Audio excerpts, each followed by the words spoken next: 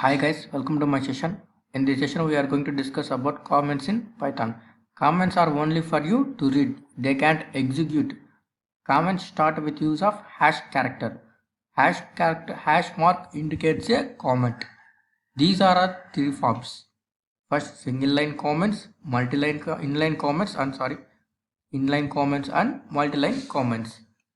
Comments are only for you to read, just for understanding purpose. They can't execute. Let's see this with the help of an example.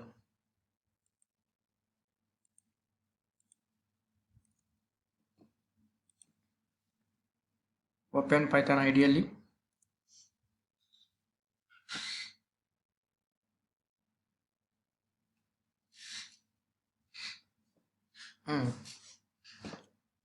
Open new file.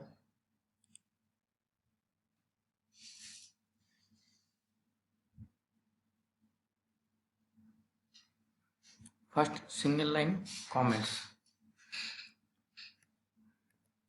Print hello. Print hi.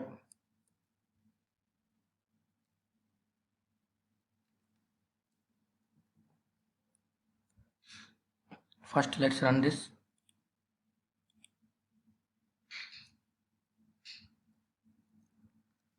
Comment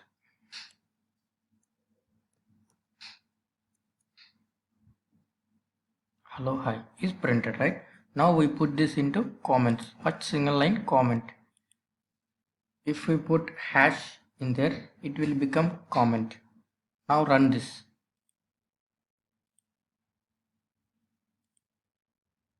Only hi is printed, but hello can't be printed because it is put it is indicated with hash mark, so it can be termed as single line comment. Now what is multi-line comments? If we want to denote multi-line comments, we want to put a hash mark for each and every line. Now run this. Here no one is printed because both are indicated with hash mark, so it can be considered as multi-line comments. Now write inline comment. Print hello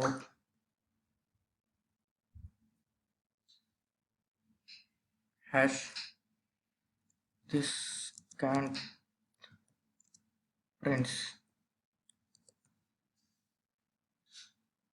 means here the line which is written in after the print hello can't be printed. Let's run this.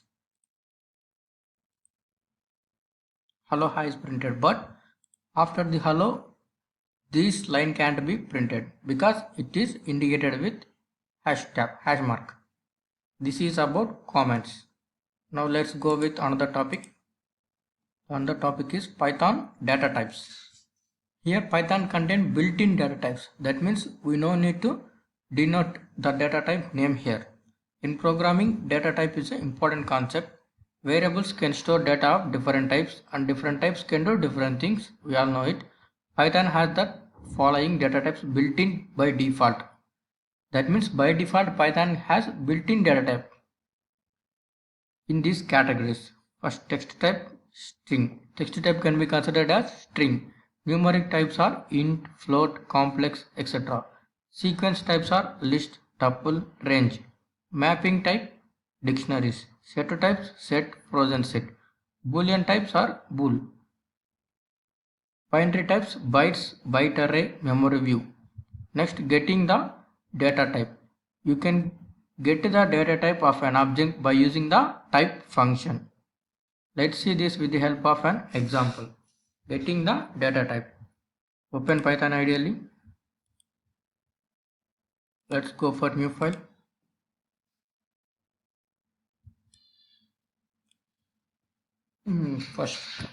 First we are giving x equal to some value, that is 5. I have given. Now print type of x. Let's run this.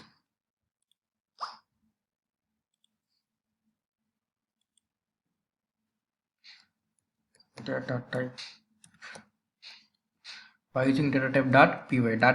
.py is the extension of Python file. It is printed class int. That means it is related to int data type. Okay. Now let's see this with another example. X equal to double quotes of 5 print type of X.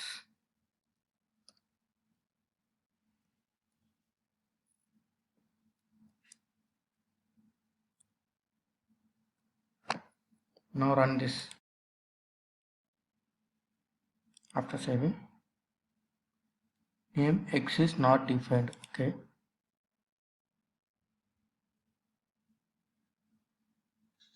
Why you have get error here?